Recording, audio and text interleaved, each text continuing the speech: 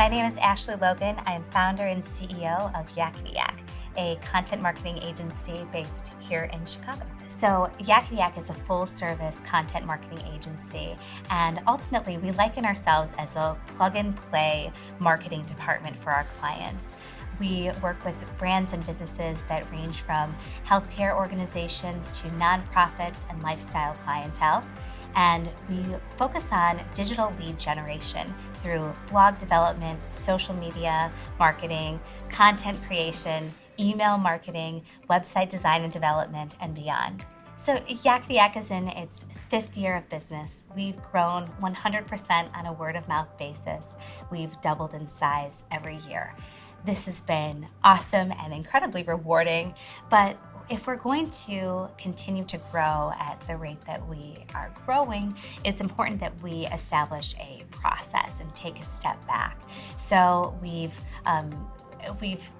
taken a really hard look at how we manage our internal operations and developed specific processes for every one of our tasks.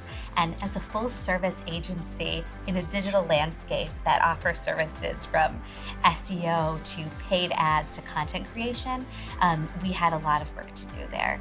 So establishing processes to help us build upon the foundation so we could scale more effectively was a necessary part of taking the next step as an organization.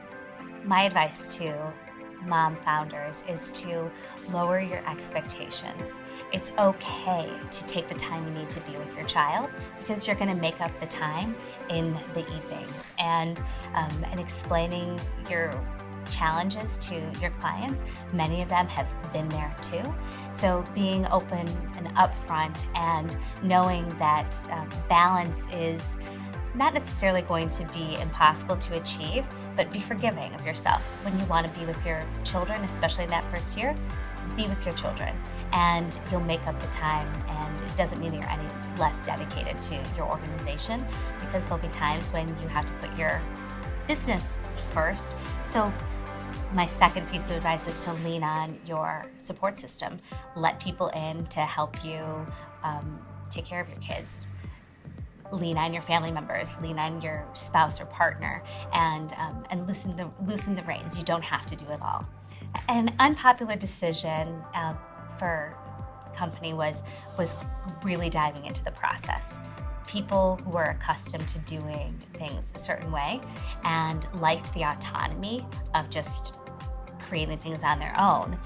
But in order to build and grow and scale as an organization, you need to leave a roadmap for maybe someone who's coming in the same role as you expand. And so creating that roadmap for each daily activity was not something that people liked. They didn't want to be micromanaged, and I had to really reinforce that this isn't about micromanagement.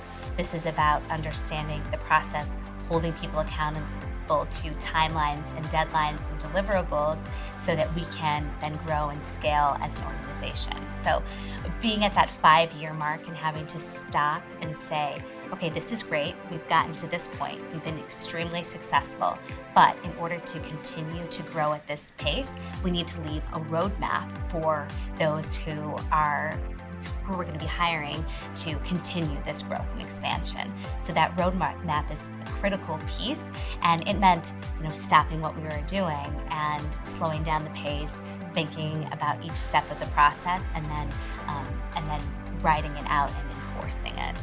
So Yakkety Yak as an organization is very committed to giving back to the community. Every year we adopt a nonprofit organization through a program called Yakkety Yak Gives Back, and the whole company contributes to donating marketing services to an organization in need. So we're just winding down our program that focused on women-owned and women-benefited businesses, and stay tuned for more information on our next initiative and how we're going to be giving back to the community.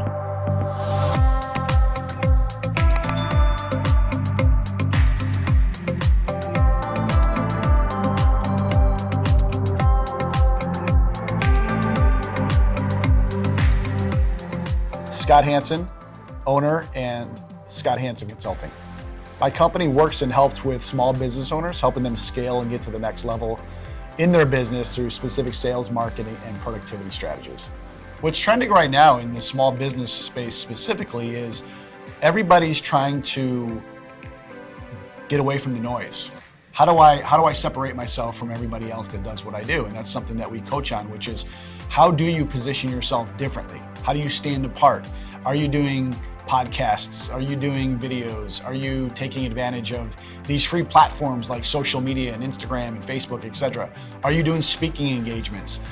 What is going to allow you to stand apart from everybody else that does what you do? And I'll never forget, someone asked me this when I got started in the business: how are you going to separate yourself from every other coach that does what he or she does?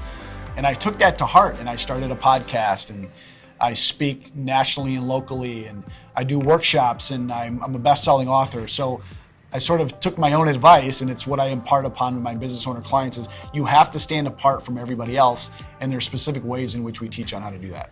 So it's not even necessarily which platform, it could be multiple platforms, but it's really all about consistency.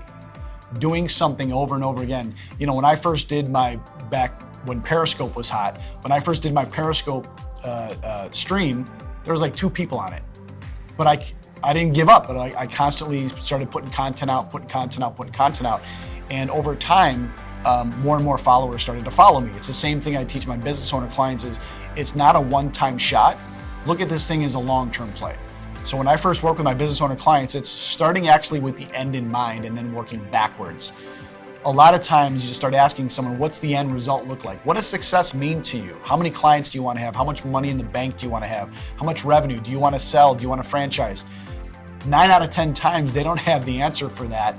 So the part of the methodology is starting with what does success look like, and then building sort of what I call roadmaps in between. So now that we know the end game, what are some of the roadblocks that are getting in your way? What are some of the gaps? Maybe it's sales, maybe it's marketing, maybe it's positioning, maybe it's promotion, maybe it's hiring.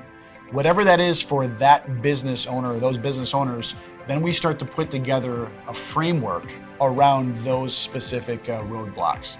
And once we have those roadblocks in play, or once we have that framework in place, then we make sure that we not only start one of those, but then complete it. I think a lot of business owners, they start a lot of things, they have the shiny object syndrome, but then they don't complete it. So we make sure that we start it, we complete it, we move on to the next thing.